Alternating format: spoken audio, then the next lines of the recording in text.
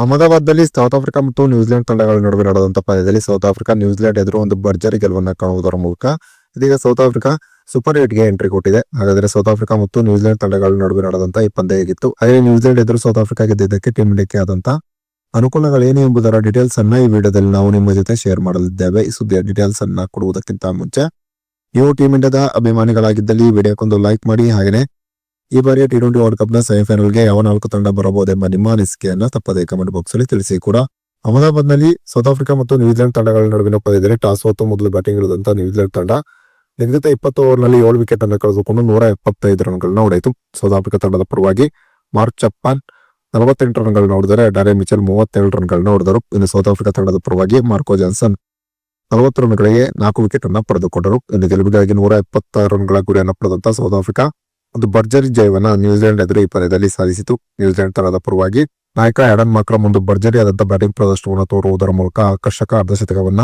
ಆಡನ್ ಮಾಕ್ರಮ್ ಸಡಿಸಿದರು.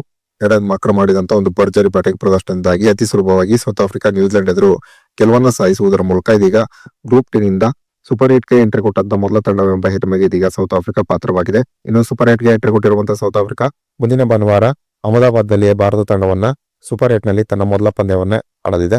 ಭಾರತ ಮತ್ತು south Africa ತಂಡಗಳ ನಡುವೆ ನಡೆಯಲಿರುವ ಈ ಸೂಪರ್ 8ನ ಪಂದ್ಯ ಅತ್ಯಂತ ರೋಚಕತೆಯಿಂದ ಕೂಡಿರುವುದರಲ್ಲಿ ಎರಡು ಮಾತಿಲ್ಲ. ಇತ್ತೀಚೆಗಷ್ಟೇ ಸೌತ್ ಆಫ್ರಿಕಾ ಭಾರತ ಪ್ರವಾಸವನ್ನ ಕೈಗೊಂಡಿದ್ದಾಗ ಆಗ ಟಿ20 ಸರಣಿಯಲ್ಲಿ ಭಾರತ ಸೌತ್ ಆಫ್ರಿಕಾವನ್ನ ಸೋಲಿಸಿತ್ತು. ಈ ಕಾರಣದಿಂದಾಗಿ ಸೂಪರ್ 8ನ ಮೊದಲ ಪಂದ್ಯದಲ್ಲಿ ಸೌತ್ ಆಫ್ರಿಕಾ ತಂಡದ ಎದುರು ಭಾರತವು ಕೂಡ ಒಂದು ಭರ್ಜರಿ ಗೆಲುವನ್ನ ಸಾಧಿಸುವುದರ ಮೂಲಕ ಸೂಪರ್ 8 ನಲ್ಲಿ ಟೀಮ್ ಇಂಡಿಯಾ ಶುಭಾರಂಭ ಮಾಡಬಹುದೆಂಬ ನಿರೀಕ್ಷೆಯಲ್ಲಿ ಟೀಮ್ ಇಂಡಿಯಾದ ಅಭಿಮಾನಿಗಳಿದ್ದಾರೆ.